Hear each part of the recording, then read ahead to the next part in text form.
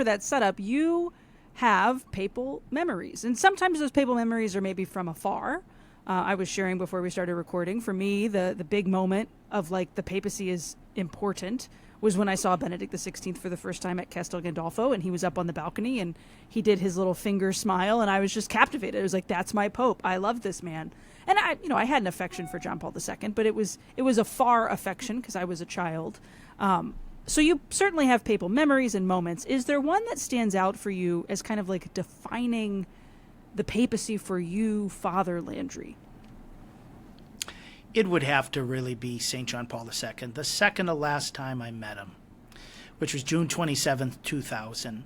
I was preparing to go home to the United States, and he had a great affection for me. This was the 10th time I had met him. He called me the American twin because the first time I met him was with my twin brother, Scott, who was a seminarian in Rome with me at the time. And I said, Holiness, I'm going back to the United States to work among Portuguese immigrants in the Diocese of Fall River and to serve high school children. Would you have any advice? And he absolutely jumped in the last. He said, Giovanni, young people. And then he said, if they know you love them, then they will follow. If they don't know you love them, they'll resist. And so love them and let them know you love them. That's just extraordinary advice, and I tried to follow it, but it's pastoral advice in every context. But here was the successor of St. Peter, who was my greatest living hero, giving me this type of advice, which wasn't original. St. John Bosco would say something similar. Others would say it, but in the context in which he said it, I took it as absolute marching orders. I had said to him in that same conversation, and I'll never forget this too, I said, Holiness, what I would love to be able to do is popularize your teachings on human love and the divine plan, your love and responsibility, your analecta Krakowiense, and I gave him the title in French. He was shocked that I knew about it. I would translate it from French into English. And then your theology of the body, because I said, this is such an inheritance. Now, I was grasping onto his hands at the time, and his hands were very soft, despite being a manual worker early in his life. He squeezed my hands and he said, Sinceramente grazie. Sincerely, thank you.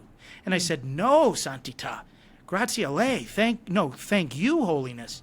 And but that type of tender moment shows me the Holy Father not as an international leader, not as the sort of great teacher, but as a real father figure, as a holy father. And that's continued after St. John Paul II has died. And so I'm super grateful for those experiences, super grateful to have been able to pray the rosary with the future Pope Benedict XVI up and down the Borgo Pio many times. He was always surprised that I knew he was leaving outside his back door at exactly 4 p.m., that I always happened to be around there by so-called coincidence. Pope Francis, I really learned how to be present for people. Standing by his side when he was greeting folks, like he would give them absolute 1,000% attention, such that they would become so nervous that they had nothing else to say, that they'd say, well, I don't want to waste your time, Holy Father. Thank you for this. Let me get out of here. You know, Francis wasn't rushing anybody. And that was a real characteristic. He likewise gave the little people far more attention than even the ambassadors and the famous people that he would meet. Like for the people, even like my parents, when my mom came up to Pope Francis and said, Holy Father, I just want to say to you, we pray for you every day and we love you.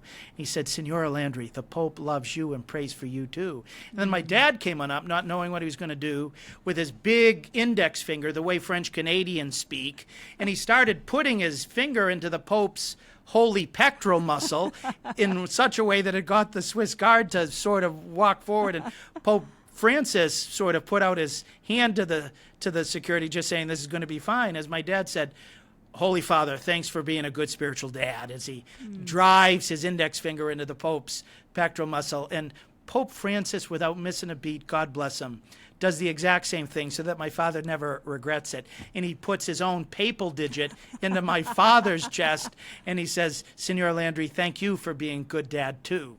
And then we surrounded him for a photo, and he said in Spanish, tres padres una madre, 3 dads and a mom. And that was our photo. And so so caring for literally everybody, especially those who would be the salt of the earth, what the Lord would call the Anoim. And so learned a ton from all of those, and now I'm learning from Pope Leo.